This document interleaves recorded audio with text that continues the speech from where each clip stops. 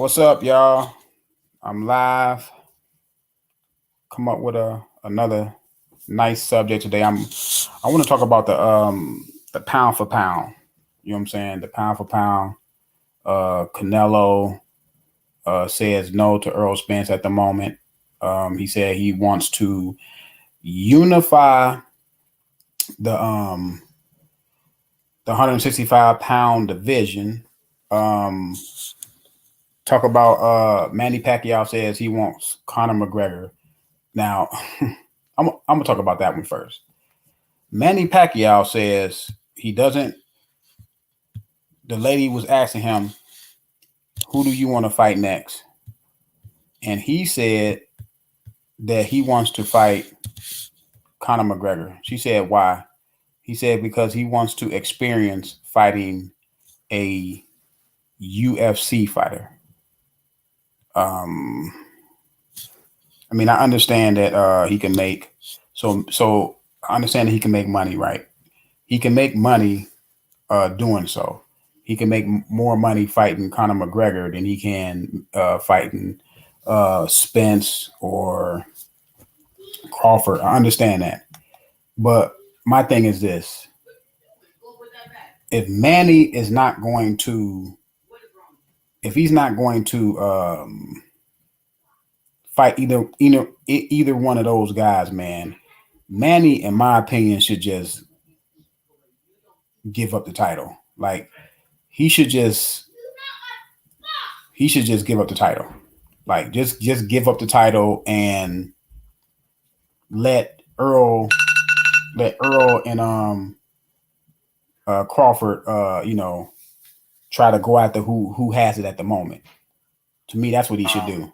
He should do that, because if he doesn't do that and just keep holding on to the title and fighting Conor McGregor's of the world, which I have no problem with him fighting Conor McGregor, but don't be fighting Conor McGregor when you have other guys to fight like Earl or Crawford. Like, in my opinion, you should be trying to fight one of them. And now, if you're not trying to fight one of them, then you should be trying to.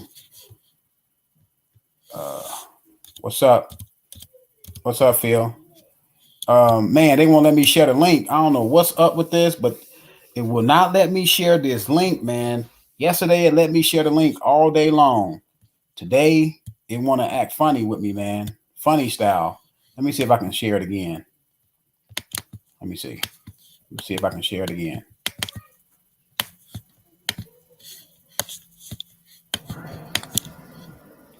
Let me see if it'll let me share it. This thing, man, be acting funny style, man.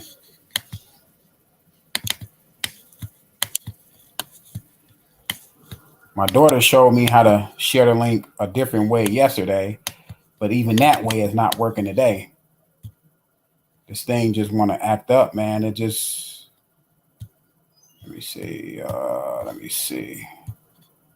But anyway, like I said, if Manny is not gonna, if he's not gonna fight Earl, because I keep saying this about Manny, he doesn't need a title to come to negotiation tables with, to the negotiation table with.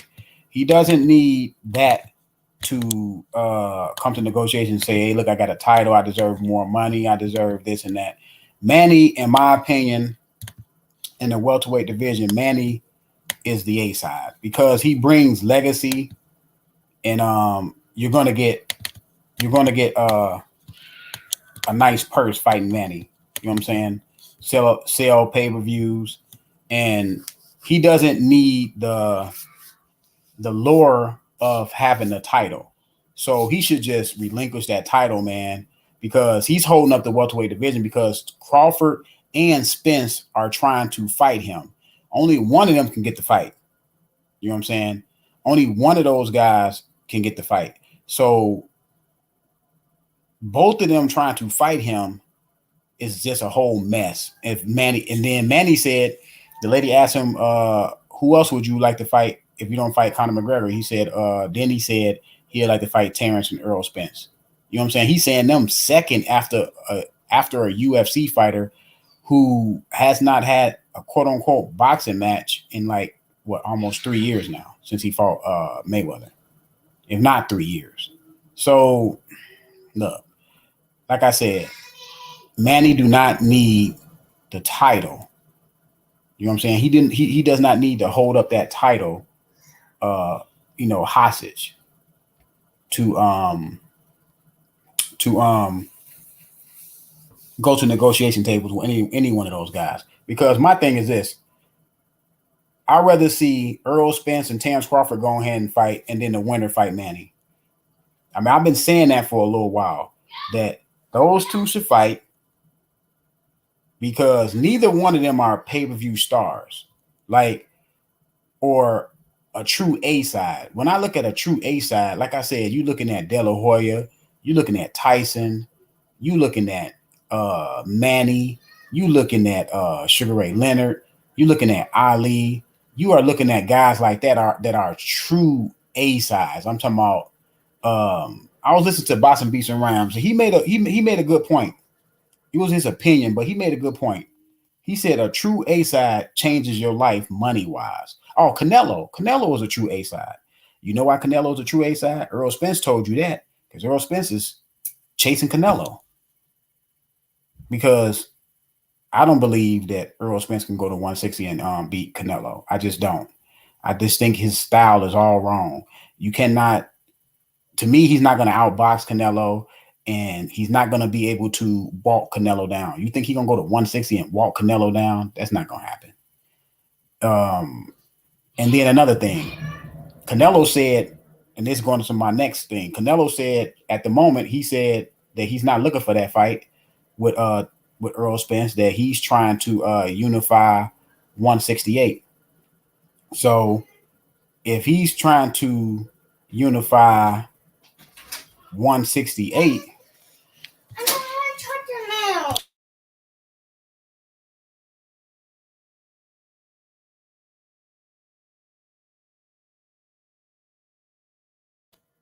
so so he said that himself by chasing Canelo.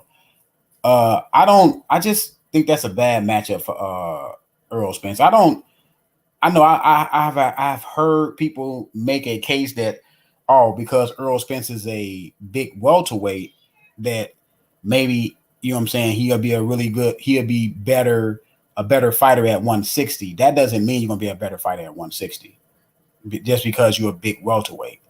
If he filled out, he gets to have more energy. Okay, but he never fought at 160. Now, people probably argue, well, at 147, I'm pretty sure he came in the ring at 160. He probably came in the ring at 160, fighting at 147. But we're talking about going up to 160. So now, what do you think he's gonna come in the ring fighting Canelo at, if he fight Canelo at 160? First of all, I don't believe Canelo will come down to 160 to fight Errol Spence. But let's just say, for the sake of it, what if Errol Spence go to 160? You think he's gonna walk in the ring at 160? No, he's probably gonna walk in the ring about 170, 172, 173, somewhere up in there. He never performed in a professional fight that heavy. So is his speed is he gonna carry his speed up? Is he gonna carry his power to 160? That's the biggest thing. Can Errol Spence carry his power to 160? I don't know. I mean, do you know he can carry his power at 160? That's a gamble. Your speed, your power, and your stamina. Does it come up to 160? And then, like I said, I don't believe Canelo will go down. He gonna go down to 160 to fight Errol Spence. Like, what? I mean, I know people like to talk about, like, what is a fighter gonna get out of it? Now, okay, let's just say, what do Canelo get out of fighting Errol Spence at 160 at this moment? And Errol Spence still has unfinished business at 147. Now, if Errol Spence beat Manny Pacquiao, beats Terrence Crawford, and become undisputed, now Canelo can get some legacy points from Errol Spence, because you can't say he'll go down and fight Errol Spence. He's gonna get big pay money, because Canelo can get big pay money, you know what I'm saying, fighting other guys. He don't need Earl Spence to get big pay money. Canelo doesn't want to burn down. And look, I've been telling people this for a long. I don't think you're going to ever see Canelo at 160. At the very least, if he fights, if it like, let's just say somebody at 160, become viable opponent for Canelo, and Canelo can, make a nice purse off of it. He's not going to fight him at 160. He's going to make them fight at a catch weight. We all know Canelo does this stuff, man. He's not going to burn, just like you just said, Phil, he's not going to burn down to 160. And this man has touched 170 something. So now he's going to burn down to 160. I just don't see it. That is not nothing. What's up, man? Man, get the smoke, man. I can't share this link, man. I'm trying to share this link. Man, this thing is pissing me off, man. I can't share the link, man. This is just getting on my nerves. I shared the link all day yesterday, but today it don't want to cooperate, man. It just don't want to cooperate, and I'm trying to share this link. Let me see. The thing about it is it let me share in the private. There you go, y'all. There go the link. Hey, jump in, y'all. Jump in on this conversation, baby. Let me let Zone know that the link is in the description, y'all. Come in. Phil, get the smoke. Y'all come in. I'll put y'all in.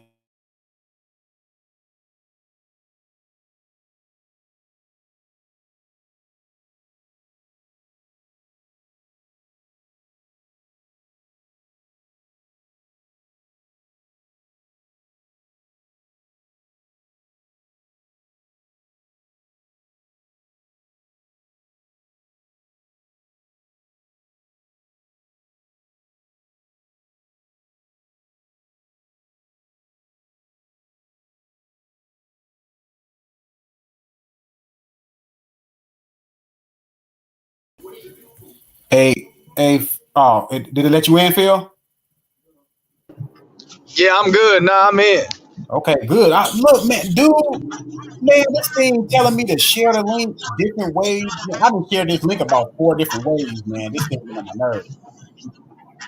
This thing is really getting on my nerves. But what do you think about the first thing is, what do you think about Manny Pacquiao facing Conor McGregor now?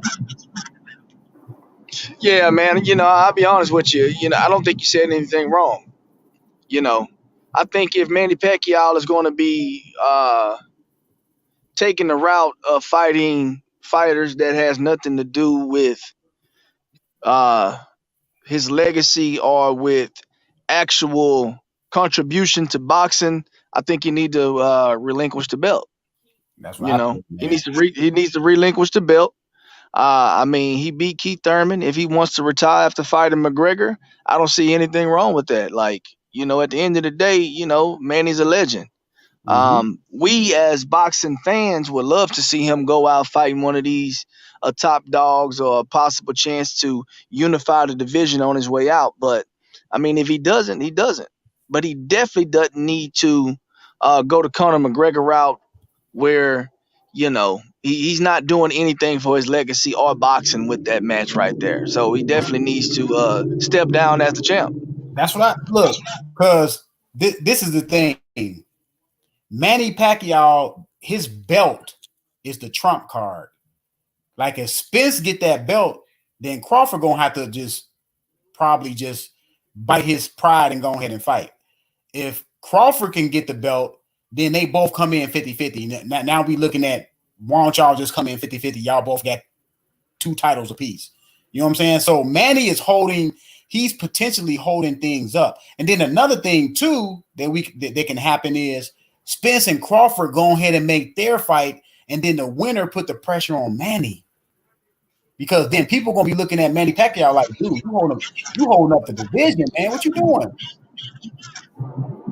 No, I agree, but the only thing with about Manny is the fight with Conor McGregor. I don't know if it's going to be considered to be an actual fight or an exhibition, because Manny actually has one more fight with PBC.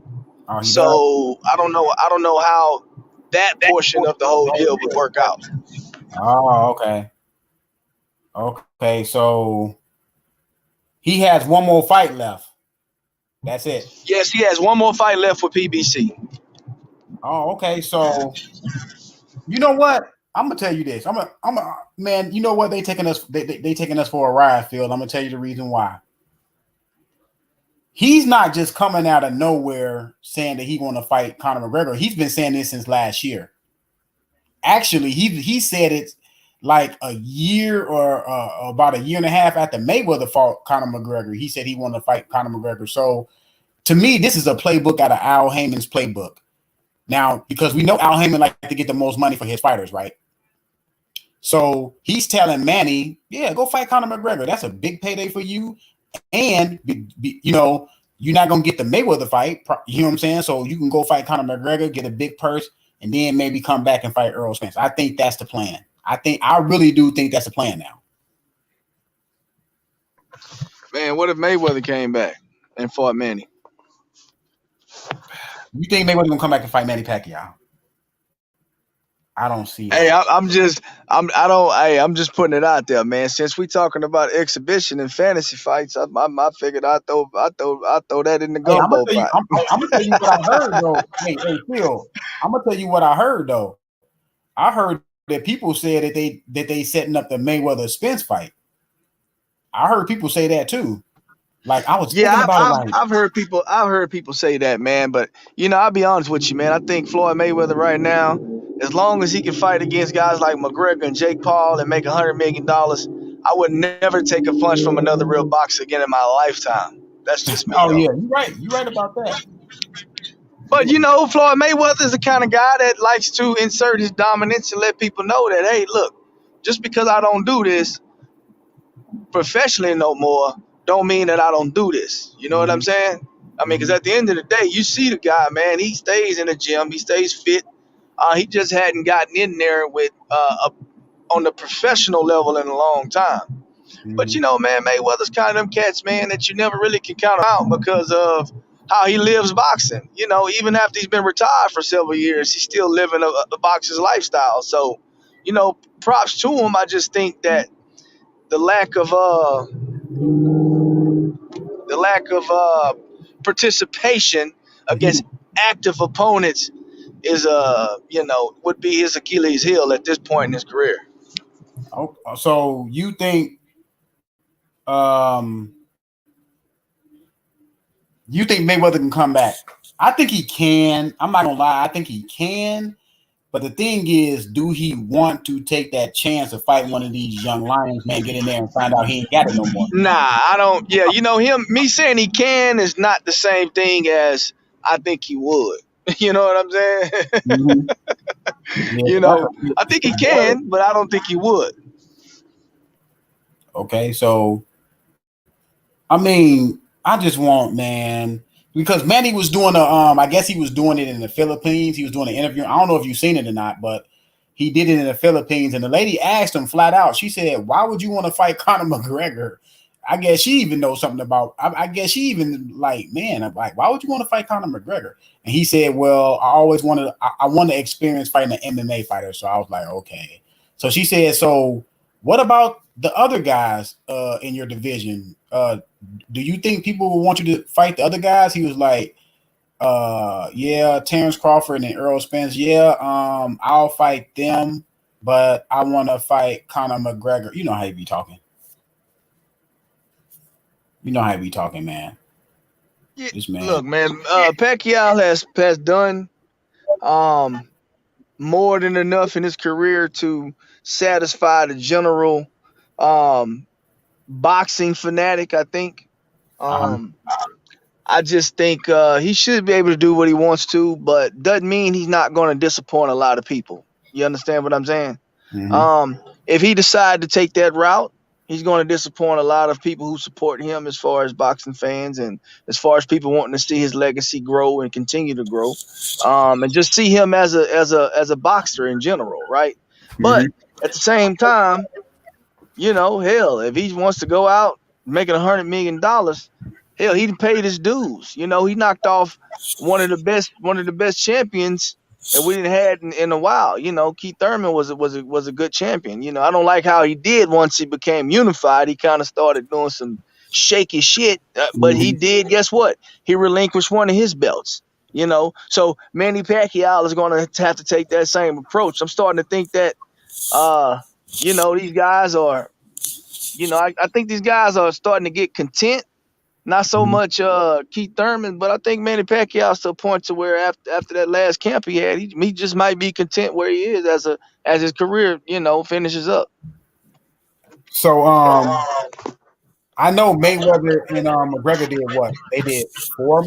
Did they do 4 million? Did they do 4 million? Yeah, they did 4 point something million. Now the only reason why I think that worked, one, Mayweather was undefeated. Two, Mayweather has a big following. Three, Mayweather has a charisma to sell a pay per view. I don't think Manny has a charisma to sell a pay per view. You know, you make a hell of a point with that. I don't think they'll do the 4 million, but I think they could easily do two, 2 point something, close to three. I think they can do that, and I think that'll be majority of MMA fans, honestly. Um, you know, you got to think about it, man. Like you just said, I mean, that's a good point. Absolutely, man. Mayweather, look, let's be real. The shit talking between those two guys was more exciting than the actual fight. You know what I'm It saying? was, wasn't it? It So, was. I mean, just in my humble opinion, you understand what I'm saying? But, I mean, look, I tell you what, McGregor did surprise me. He actually has a pretty good jab. He's just not a boxer, you know. But I mean, that's it. I mean, that's he got stopped badly. So Hey, who is this right here? Who is White Town Kings? White Towns King. Is that a I don't know. That's not YG, is it? I think nah, that's YG. But YG stuff gonna say YG Knight on there. okay. Well, what's up, White Towns King? You say Manny just avoiding that thin smoke. You think Manny is a Theo? He made a comment. He said he think Manny is avoiding Spence. You think Manny is avoiding Spence? Nah, I don't think Manny is avoiding Spence. I just think Manny is just like, hey, man, you know, I can do whatever I want to do at this point because he does have options. He has both of the. He has look. Let's be real about this. He has the top two welterweights in the world beating down his door, trying to get a fight with him next. And okay, that's two options right there. Let's be honest. Manny Pacquiao can fight whoever he wants to fight next. He's got the Mikey Garcia fight on the table. He's got the Conor McGregor fight on the table. You understand what I'm saying? So, I mean, Pac-Man is just in the position that Pac-Man should be in after beating Keith Thurman and being the legend that he is. I don't think he's avoiding. I think he's weighing his options, considering that he's a legend. He's Manny Pacquiao. He has earned the right to weigh his options as a current champion and a 7-8 division champ. That just is what it is to me. I think yesterday. I think a couple days ago. I think it was a couple days ago or yesterday. I talked to Hype Low, and was it him that said he wouldn't mind seeing Canelo fight Manny at a catch weight. I mean, I don't see that. I don't think I'll see that happening. But Yeah, I don't know about that. I mean, look, not minding seeing something and something actually happening, and when it does happen, you're gonna be like, why the fuck did we ask for that? Because that's what it's gonna be. You know what I'm saying? I think that Like Canelo it sounds good on paper, but I mean, Canelo is. I mean, he would probably stop Manny Pacquiao. I love Pac-Man, but he would stop him absolutely.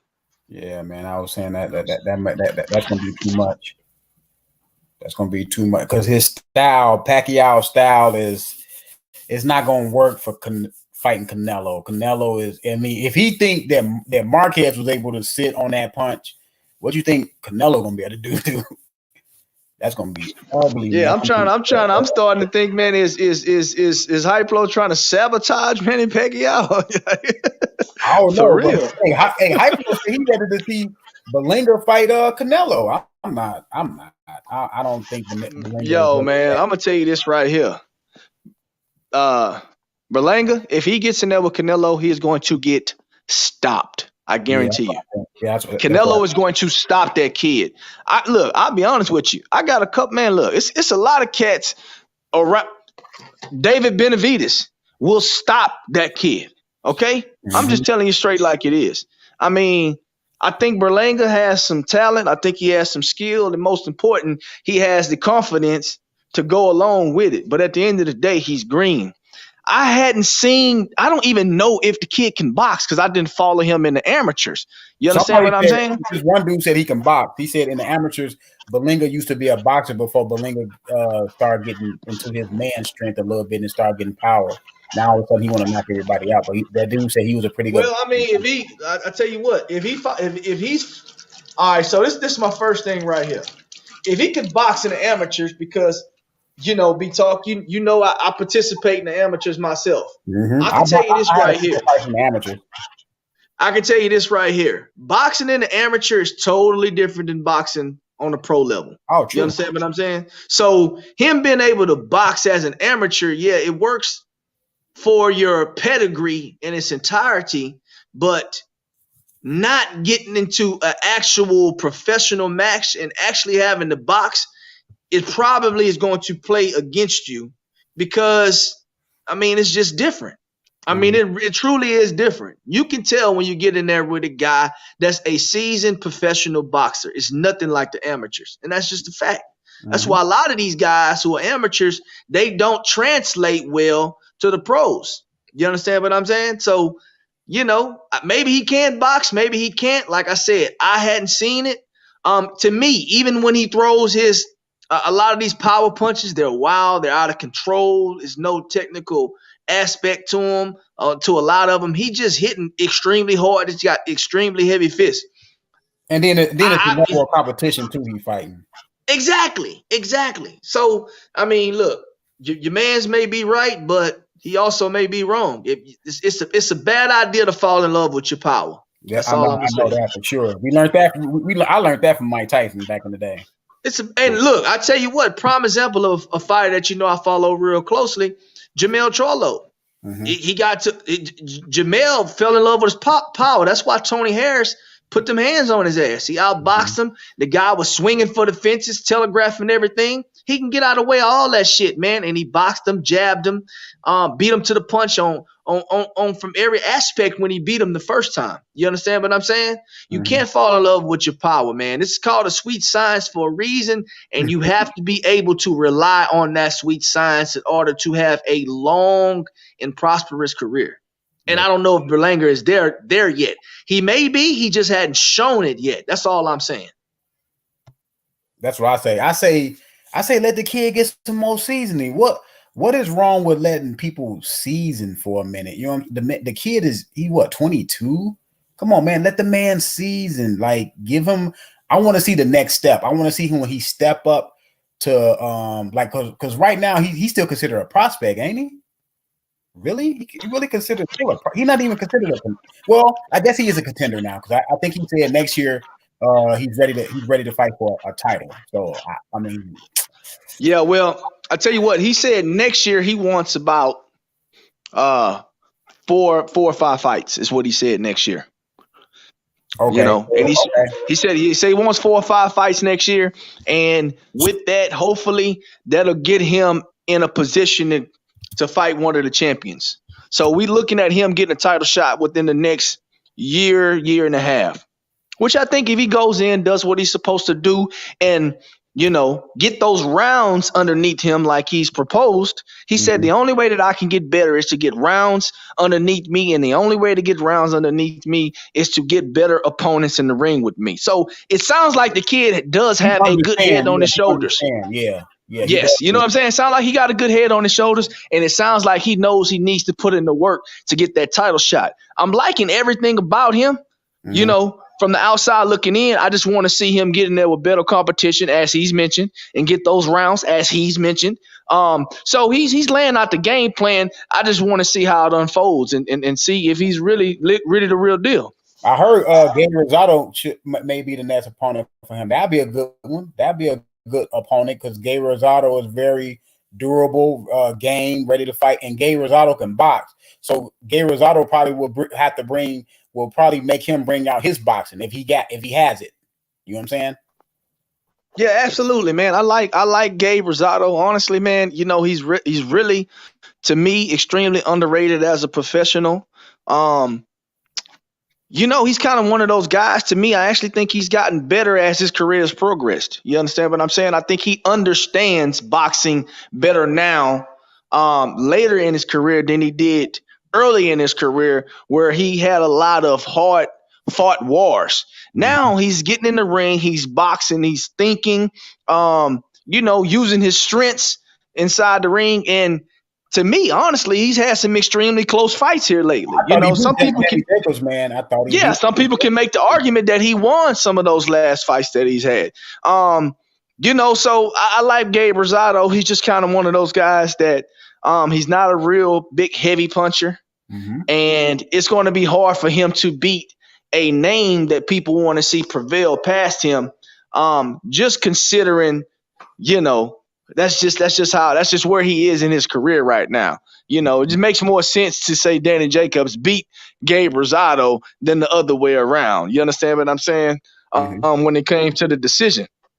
But man, if he had power, if he can do something to really just work on his power, and start putting guys down, he'll stand a better chance of walking away with the W against these big name guys, because he's going to keep getting the big names and he's going to keep getting, title shots. Now, how he does with these, who knows? See, I think Gabe Rosado is just one of those fighters that's just good enough to see how good you are. You know how throughout history, absolutely. They fight you to see if your fighter is ready for that next step. And I think that, look, I want to see him fight Gabe Rosado. I want to see that. Yeah. Nah, I would definitely. That is definitely one I would absolutely 110% tune into.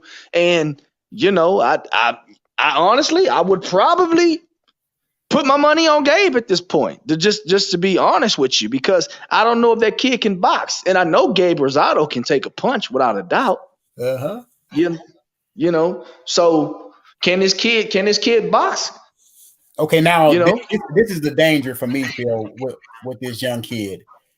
Is he going to let ESPN entice him to continue to fight these lower level opponents just to keep that record going? Like, is it going to be a circus now? Is it going to, you know what I'm saying? Is it going to turn into a circus to where he's going to keep fighting these lower tier fighters to just keep the streak going? What do you think about that? Man, honestly, considering how ESPN has been going, I think they're in the position now to actually really put out a good representation of boxing. And I think the only way that they can do that is to put on good fights. Think about it, man. When nobody was fighting, ESPN was the only station that was putting fights on. And they did that for like 2 or 3 months before we actually had any other network put another fight on. So I think ESPN is moving towards, hey, we want these young and upcoming fighters to come and fight with us, and we want to put the best fights on that we can, because at the same time, you got to think about it. These guys are still competing with Eddie Hearn in the zone, and Eddie is going to get his fights, going to get his fighters paid, and Eddie Hearn is also going to put on good productions, and he's going to put his fighters in the ring with whoever they want to get in the ring with. You understand what I'm saying? So, if you isolate a fighter and you just want to build their record, then, that doesn't, we can see that now with Lomachenko, that doesn't play well for him. Even with HBO, with Chocolatito, which to me was just kind of a spinoff of what ESPN is now, honestly, right? Didn't work out for him too well. So, I mean, at the end of the day, they can keep on biting themselves in the ass with those kind of shenanigans, or they can really let these kids get in there and fight against good competition early. You know what I'm saying? But it also depends on whoever these, my man has in his corner with him. He sounds like he wants a title shot pretty soon, and I think he's going to get one. They didn't hold back with Teofimo. No, and Teofimo only had like what 16 fights before he fought Lomachenko. Exactly. So I think they'll get the fights done if these fighters want to get the fights done. Mm-hmm. So I know Free Smoke said that hold on. He said he think Gabe gets KO'd. I mean, look, I tell you what, I wouldn't be surprised if he did. I'm not totally against that. I just think right now, to me, as a experienced fighter, I have to side with Gabe Rosado, considering he's been in there with several champions, and this kid really, truly is still a prospect. They're trying to force him into contention, but I think if he does fight Gabe Rosado, it won't be his next fight. It'll probably be a fight or two from his next fight.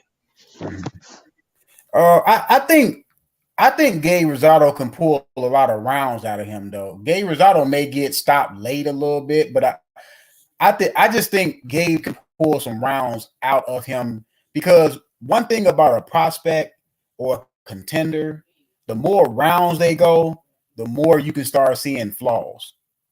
You know what I'm saying? You can start seeing things that you think they need to work on.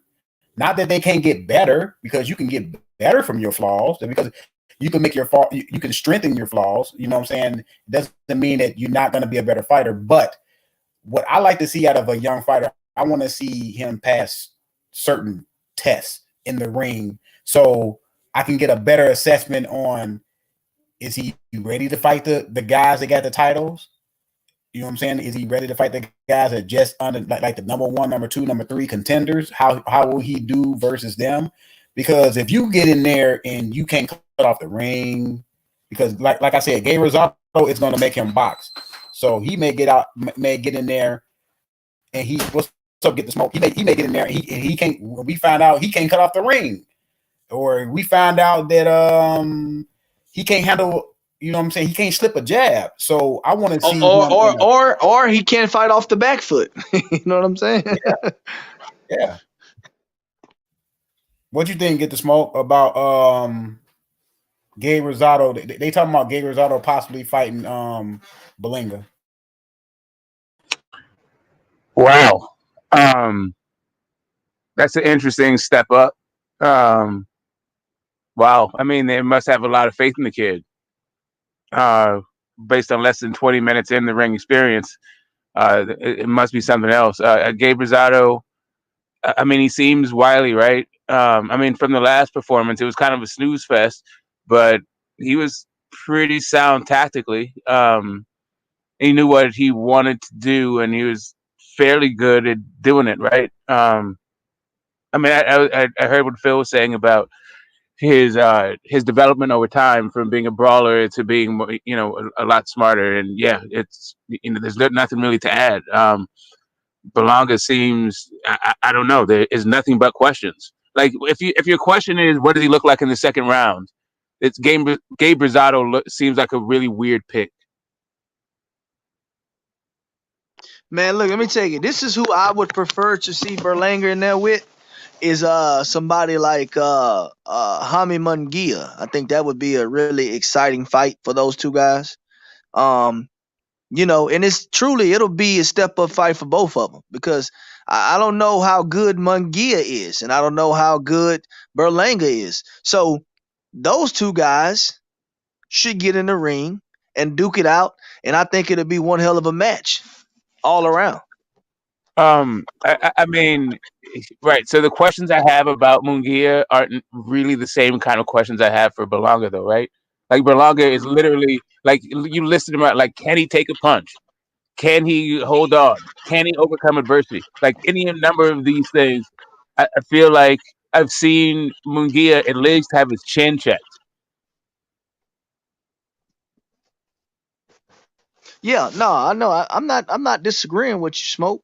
What I'm saying is, if they want to put him in there with a guy that's going to be a step up in competition, I think Munguia is a good name to put him in there with, because actually at this point, I think Gabe Rosado may be a step too far right now. And that's just my opinion. I respect Gabe as a professional athlete and a boxer. So I don't know. I think they should probably temper their expectations a little bit. Me too. To me, the 168 division is really like a European-based one, right? So it's really like a bunch of UK guys that I know of that he could go over and test himself against. That I think would be, a pretty good measuring stick. I think Rocky Fielding would be better than Gabe Rosado. But I don't know who on Top Rank, right? Like I'm not quite sure what their roster's looking like, and it seems like they're feeding him guys that that it actually makes you have more questions than it actually solves. We already know that he can get you out of there in a round.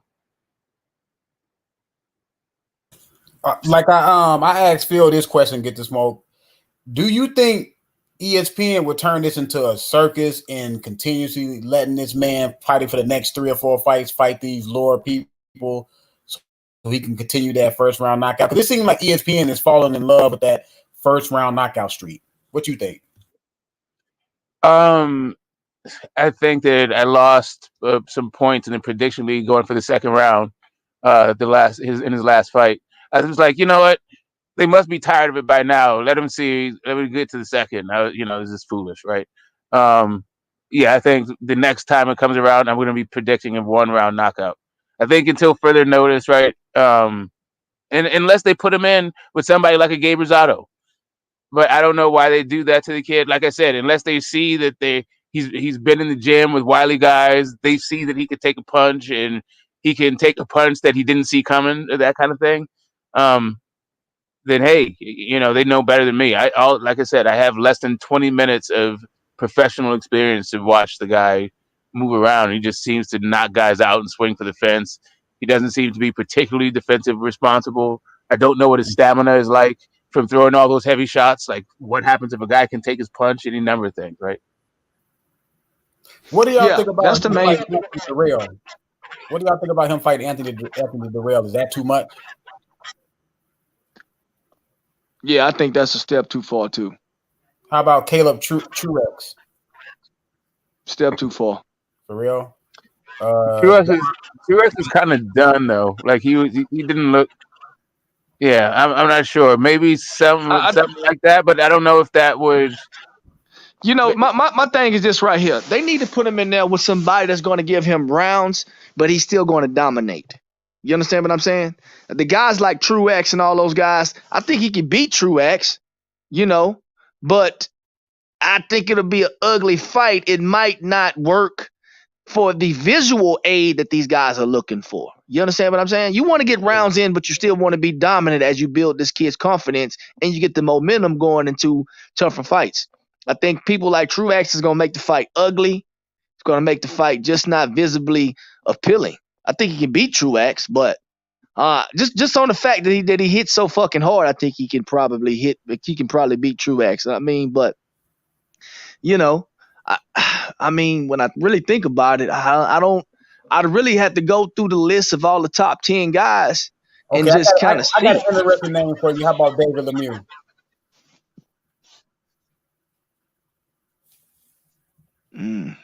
Come back to me on that one.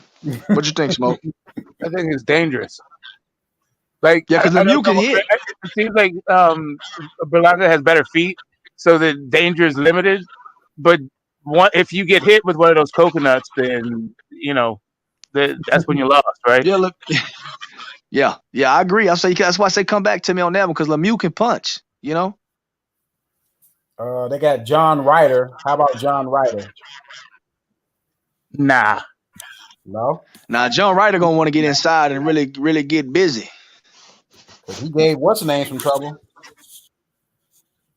Yeah. I don't know. They you can't just go to the deep end of the pool based on what we've seen, not based on what I've seen, right?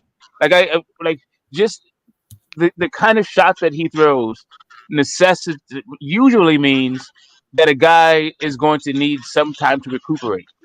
And if you're able to withstand that barrage, what's on the other side of that? Does he have defense? Does he have skills? Does he know how to survive? Can he overcome adversity? Like I'm not quite sure. A guy who went like life and death with who some experts had as the number one guy in '68 is the guy that you want to cut your teeth on, right?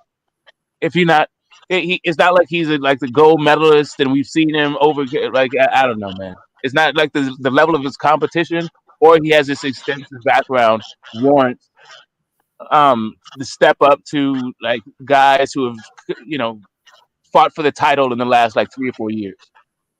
He said this guy right here, Javion Love will be and Peter Quillen will be a good step up fight. Smoke Free Boxing said that. Say who? He said Javion Love or Peter Quillen. Oh, okay. Peter Quillen's still doing his thing. No, he retired. I ain't seen Peter Quillen fight in a while, man. No, that's why I say. That's why I was like, is Peter Quillen still doing it? I mean, that's probably why I'm asking the question because I ain't seen that man step in the ring in some time. Cause he fought Angulo like a year and a half ago, something like that, out there. In, 2 years ago was the Angulo fight. That happened in 18. 2 years ago, but yeah, he announced his retirement. I want to say like it was during the COVID at some point. Oh, he announced his retirement. Yeah, he's getting into religion. Not really like religion, spirituality. He has like a prayer group, and he's got some businesses. He's married, right? Oh, okay. Okay. All right. What about Peter Quillen is an interesting topic, man, because y'all remember when Peter Quillen was doing good, and all of a sudden he didn't want to fight somebody, and Al Heyman advised him to drop the title. Y'all remember that? Yeah, it was a thing where he had something going on with his personal, and Al Heyman, I guess, said he didn't have to worry about it, that he was going to save a spot. He'd always be able to challenge for it once he got back. So I don't know. He took some money to not fight. I don't know. I remember that interview from years ago when it happened, right? So I'm just sort of paraphrasing, and I may get it all wrong, but that's my general impression from the time was he had some other things going on. I got one right here. This would be a good step up. Well, now I don't know because he looked terrible in his last fight. But I was gonna say Chavez Jr. But oh man, yeah. See, that's the thing. Like some guys, I think would be an okay test if they hung around to do it, right? So Korobov in his last fight, I thought he was definitely going to beat that guy, but his body's not there anymore. The guy's just shot, right? So it's not really a test. Man, Chavez Jr., man, he's a disgrace to the name, man. For real, dude. I remember this man, he was supposed to fight Sergio Martinez, and he wanted Freddie Roach to come over to his house and do the pad work in the living room. I'm like, man, come on, dude. That man ain't serious, man. That man ain't serious about fighting. Who is this, Unveil?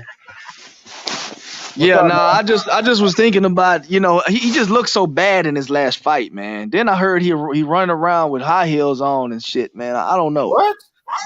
Yeah. High heels? Yeah, I heard he's cross-dressing and shit, man. Oh, okay. All righty.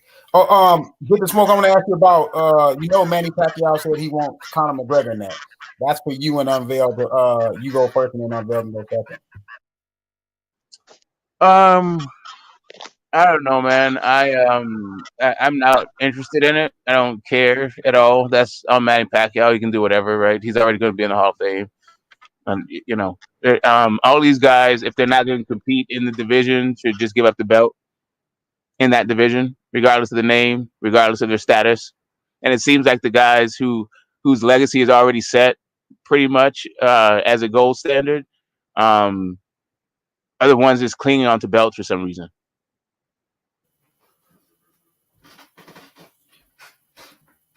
You can go next.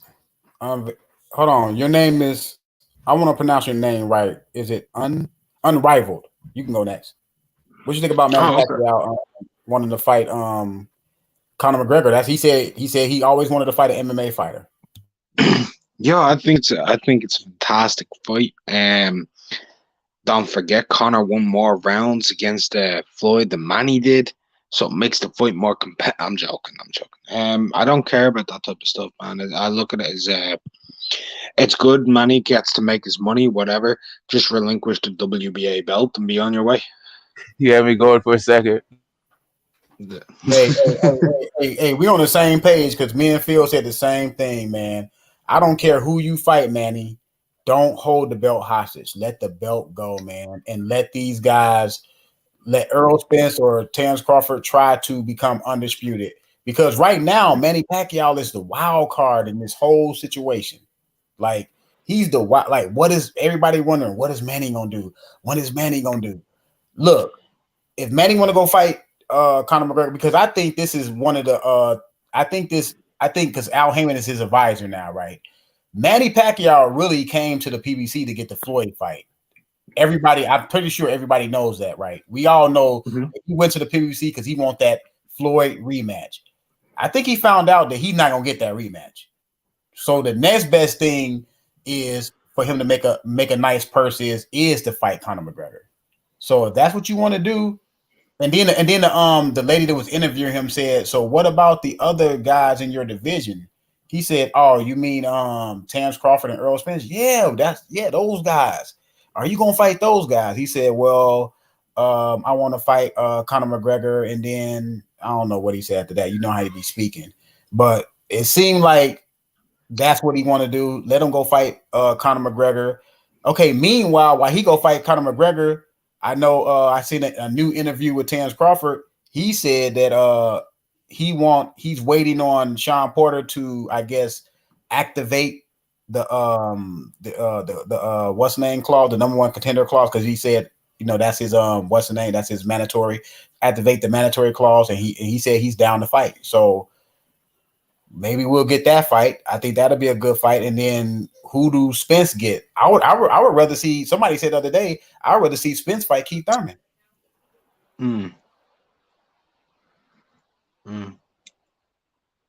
I'd rather just see the maiden fight, obviously, Spence and Crawford. But if it's not happening, I'm cool with both of those fights in the interim. Crawford versus Porter and Thurman versus Spence. Great fights, man. Great fights. Not the greatest fight we could be getting, but still great fights. Okay, the big thing is the pound for pound number one. Who is the pound for pound number one? I know I was listening to I think his name is Bruce Vane. I was listening to his channel, and he was saying really what pound for pound really is. Like, this is really what pound for pound really is. It's really because they take the heavyweights out of it because they know, boxing was created off the heavyweights, and to keep the smaller guys from the heavyweights, they created other divisions. So when you talk about pound for pound, we kind of keep the heavyweights out of the pound for pound. But really what pound for pound really is, and he just reiterated it, it really is if you take a skillful fighter, no matter what weight class he fights in, can he beat the other guys if they were the same size? That's really what pound for pound is. I think we kind of, over the years, people have kind of put other criterias in there, your resume. Yeah, you want to see guys who come up and you want to see them fight good fighters. That's one of my criterias to put in there. But it really is, if a guy is really skillful, can he beat a heavyweight if he was a heavyweight size? What is y'all criteria one by one of pound for pound?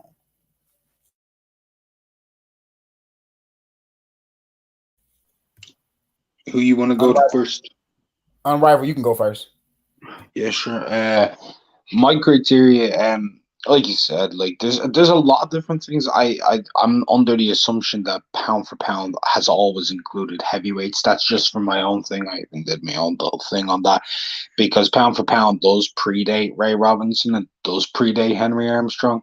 They've been mentioning it and creating lists on it since the 1900s. James J. Jeffries was in a pound for pound list in the 1900s and stuff, and he was a heavyweight. Jack Johnson was in a pound for pound list, and it was actually called pound for pound. So that's been going on for a very long time. So I do include heavyweights. That's something that's been changed during the 60s, I believe. Because don't forget the first pound for pound matchup that most people go to is between Ray Robinson and Joe Louis. Pound for pound, who would win? Joe Louis was a heavyweight.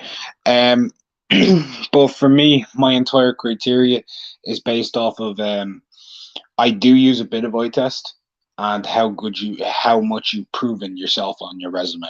I think resume proves your skills, if you get what I mean. Like having those skills and then the level of opposition you're fighting against also will back that up.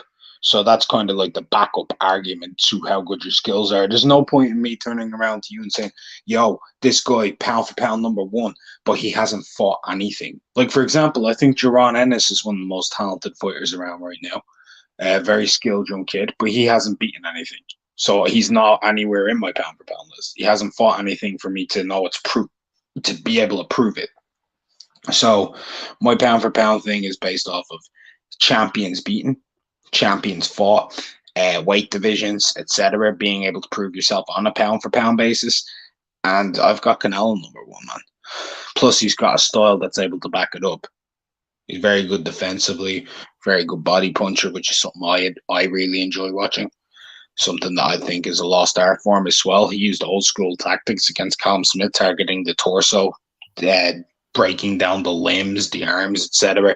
That's something you don't see anymore. So he's developing more tools and tricks to the trade. So I've got Canelo, even though I don't like his politics. Hey, he gets it done. Go ahead, get the smoke. Yeah, man. I never actually cared about the pound for pound until I started coming on panels on YouTube, and until recently, I had sort of skills as my primary metric, but skills are also proven by who you fought and how many different styles and their proficiency at that style, right? But recently, I've come to the realization that my heart's not really in it. I feel like either I can go 1 or 2 with Canelo and Bud, and everybody else is like a distant third. I can make arguments, but my heart's just not in it, right? Yeah.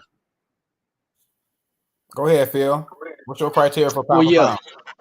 Well, my criteria for pound, absolutely, it's has a lot to do with your skill level, right? Just to me, like McGregor mentioned, it's an eye test thing at the end of the day.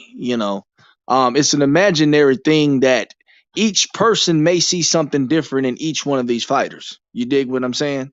So I think as you watch these guys, you see them put their skills on display. Then to me, where you start to actually create the list, because you can see a fighter, you can tell that he has skills, and you can say, hey, he has potential to be on the pound for pound list, right? Like I always mention this all the time. Shakur Stevenson has potential to be a top 3 pound for pound guy if he gets in there with the right opposition and he displays that. You understand what I'm saying? I think the skills is just half of it. I think the display against someone who also possesses those same type of skills and you prevailing over them is what places you in your spot. So pound for pound for me is a combination of skill along with your resume. And of course, depending on what fighter you're speaking on, I do make exceptions to whether you transition from one weight class to another. That also plays a major factor into it. Because people always make the age-old argument, well, this guy has fought in, let's just say, 3 weight classes, and he's a pound for pound guy. But you got this one guy, okay, example, Exhibit A. You got your Spence and you got your Crawford thing. Well, Crawford's undisputed at 140 pounds, but is he the #1 welterweight in the world? I say no, but Crawford is still in most people's top 2 pound for pound list. You understand what I'm saying? So it's just kind of one of those things that, yeah, I do make exceptions for moving up in weight, moving to different weight classes. But I think to me, my main thing is the skill and who you fight against. Okay.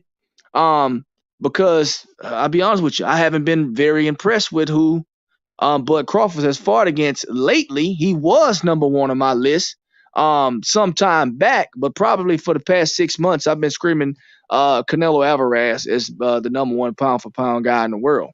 I think he's proven that as far as his skills go. And when it comes to resumes, nobody in boxing right now has a better resume than Canelo Alvarez when you just go down the list and you talk about the individuals he's fought. You talk about the divisions where he's won championship belts. Except for Manny. Well, yeah, except for Manny. Yeah, except for Manny. But, Manny's not in anyone's pound. He's not in anybody's top 3 of pound for pound right now. At least not anybody that I've heard. So, but yeah, Canelo right now is the guy.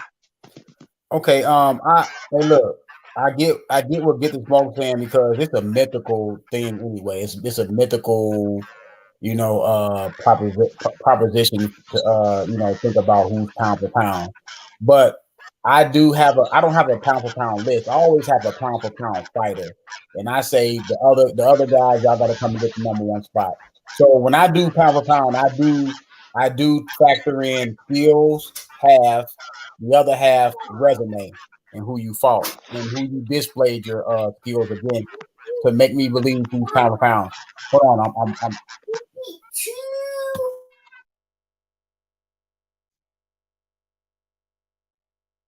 So what I do is this. I had Terence Crawford at pound for pound, and after Canelo did what he did, fighting the guy at 168, he didn't fight the number 2, the number 3. He fought the man at 160. I believe Smith is the ring, not only the champion, he's a ring magazine. He had that going for him. So once he displayed what he did against that guy, I have to put him at number 1 over Crawford, even though Crawford, is one of my favorite fighters. I had to get that man, Canelo, his respect. He has toppled Crawford, in my opinion. It's a lot of people. I've been hearing their videos. They are mad that people are putting Canelo over Crawford. I don't understand. Like, it's cool if he's your favorite fighter, but you don't have to put your favorite fighter on a pedestal to where he can't be, knocked off or criticized or, I mean, I don't understand. To me, I don't understand that. I just don't understand that for the life of me. You know what I'm saying? But Canelo is a number. Now let's why is Manny Pacquiao is not higher on the pound for pound? I don't have a list, but some people have a list. Why he's not higher on people's list and Manny Pacquiao? He beat. Now look, after he lost to Jeff Horn, he came back around. He beat Adrian Broner. He beat Keith Thurman, and he beat somebody else. Who else? Lucas Matisse. And Jesse Vargas, right? Lucas Matisse. That was before. That was before, right? He lost to I think so. I don't know.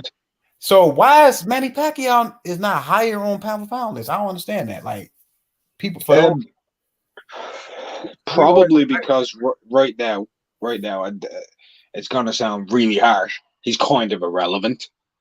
He hasn't fought in 18 months, man. Coming up on 18 months since that fight with Keith Thurman. Yeah, it was a very good win. But how can you be higher up on a pound for pound list if you ain't fighting? Well, I mean, you can say that, but Keith Thurman was like, where did you have Keith Thurman at the 147 pound division? Because at that point, I had Keith Thurman. I know he relinquished the WBC before he relinquished the WBC. I had Keith Thurman the number 1 welterweight. Before a stint of inactivity, I had him number 1. But I kind of left the number 1 spot open and just left it open for grabs up until he fought again. So nobody grabbed it. He fought Manny. Manny beat him. Spence went and he beat Porter. So Spence went to number 1. Number 2 was Manny, and number 3 was Crawford. Keith was kind of like, I guess he was number 1 in recess. And if he had to beat Manny, he would have reclaimed that. Mm-hmm. So that was it for me. We all know Frankie Randall passed away, the first guy to beat Chavez, the first guy to drop Chavez. I believe the first guy that dropped him too, right? Mm-hmm. And the interesting thing about that fight, I seen that fight. that he dominated Chavez and knocked him down, and he still only got a split decision, man. That's some wild stuff. I remember looking at that fight, and I was like, man, this dude won this fight hands down. The man still got a split decision.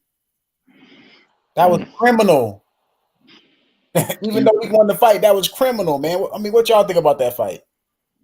If you ever seen the fight, if you ever watched it. I get the split decision was kind of fucked up, but that was the politics at the time, especially with Chavez. Man, like that was the politics. He was a kingpin over there with Don King in those weight divisions, the lower weight. So financially, that type of stuff has always been right for boxing. But he still got the win. Yeah, that's the thing. That's the thing. He did enough to get past all of the politics, all the bullshit, everything else. He did enough to get through all of that, man. Without that knockdown, I've seen the fight. Without the knockdown, they robbed that man without a doubt. and really, honestly, he dominated the entire fight. He dominated the entire fight, man. Absolutely, he dominated the entire fight. But that knockdown really put him in a position to where it was always sketchy, but you know. It helped them. It helped. It was extremely important. The knockdown was. I don't think the knockdown, right? I get the knockdown is what separated on the cards, right? But for me, it's not that important because what the most important thing was him, because he knocked them down. It was all he did enough to win. They tried to rob him. They tried to fuck him over. They couldn't. He did so much they couldn't fuck him over. Yeah. That's just homage to his greatness. May he rest in peace, man. Yeah, rest in peace.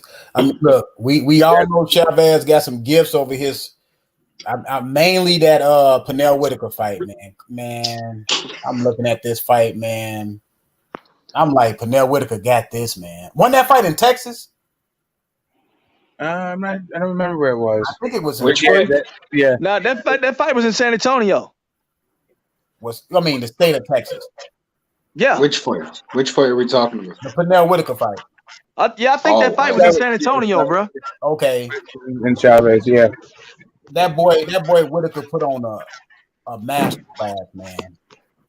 That one and the Meldrick Taylor one, that stoppage. I don't know. That seemed now. But, I can kind of understand the referee stoppage in that fight only because it is get the smoke.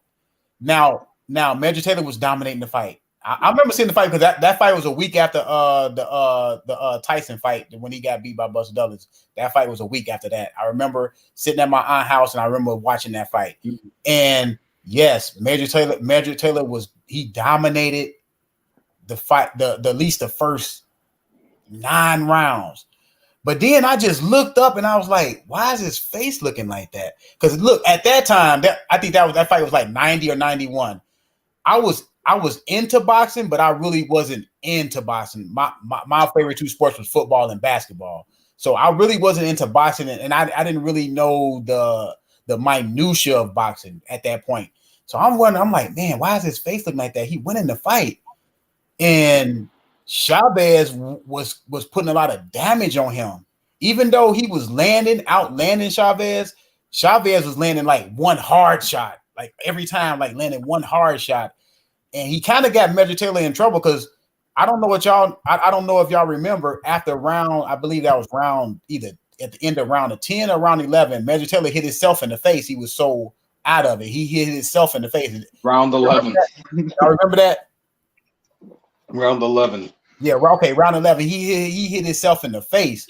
And when he did that, I was like, I don't think this dude gonna last this round, man. Because what people don't fail to realize, 3 minutes is a long time, especially when you get your ass kicked.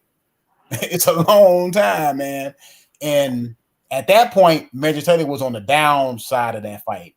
He was still winning the fight on the cards, of course, but he was on the down. He was going downhill. And so the fight had 2 seconds left. I know. It had 2 seconds left. I'm just saying, like, the hill was at the bottom. It's not like there was this precipitous way to go down this hill. He was pretty much at the bottom of the hill already. Was he ever the same after that fight, though? Was he Yeah, ever he the wasn't same? the same. He fought a bunch of times after the fight, but yeah, he wasn't the same fighter. So- Not ever. And also, I felt both fights. I felt really let down by the decision. But the Sweet Pea decision was even worse because of the Meldrick Taylor. It was back to back things, right?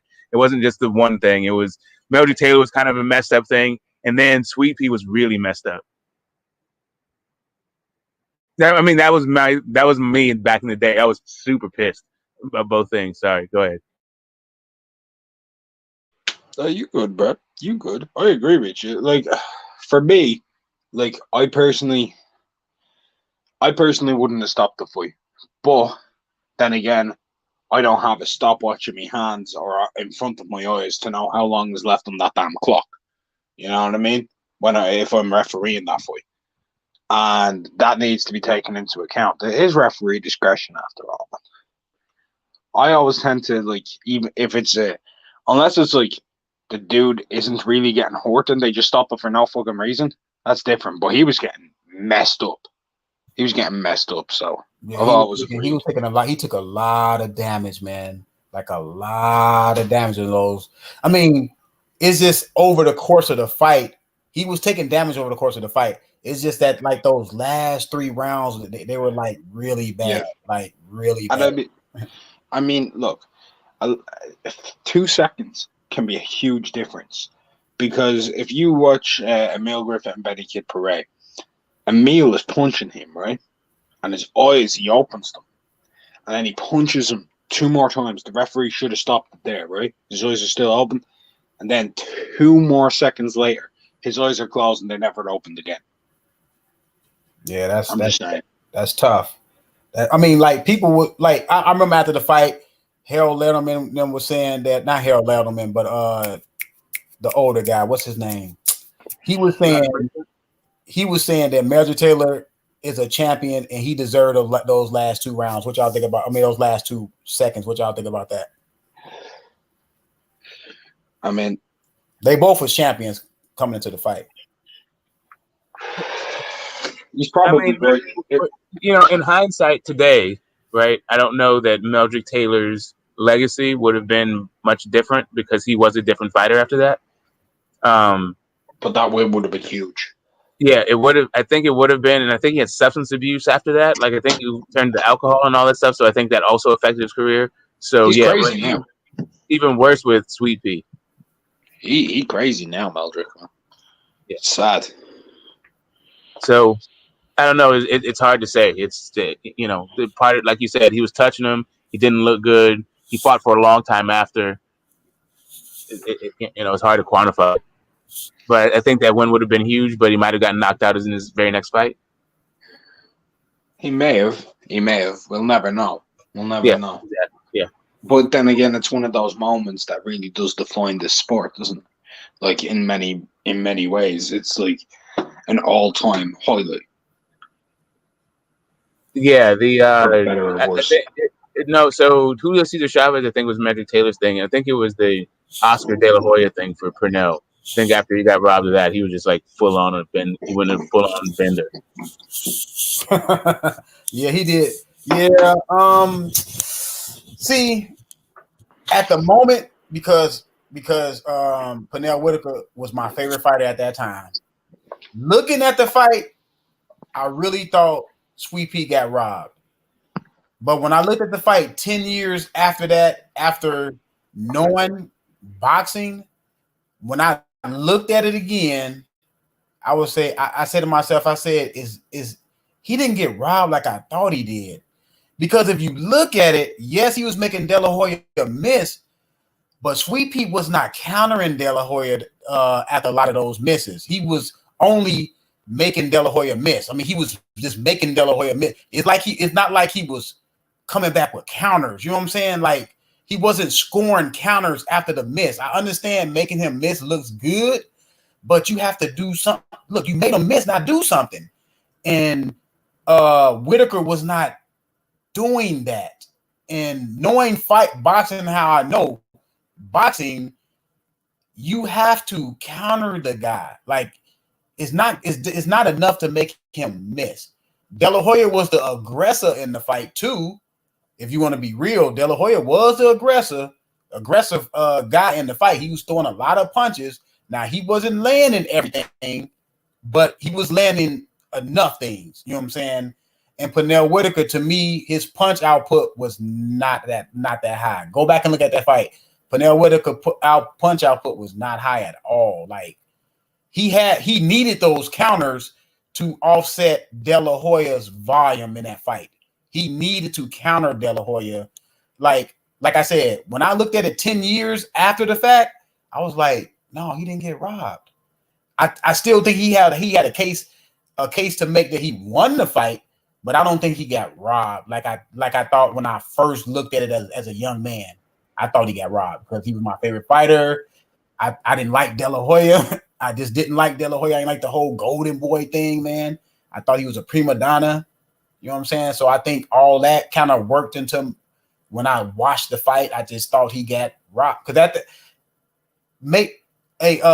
correct me if I'm wrong. De La Hoya the champion? Who was the champion? I forgot. Was De La Hoya the WBC champion? I think it was a Pernell Whitaker was. Pernell Whitaker was a champion. Yeah, Pernell Whitaker was a champion. Yeah, okay. So that kind of played into it too because he was the champion. Now, like I said, I don't think De La Hoya did enough to lift the belt off of him because when a guy's a champion, man, you have to do something to lift the belt off the guy. You can't just lift the belt off a guy in a close fight. I don't know how y'all judge that.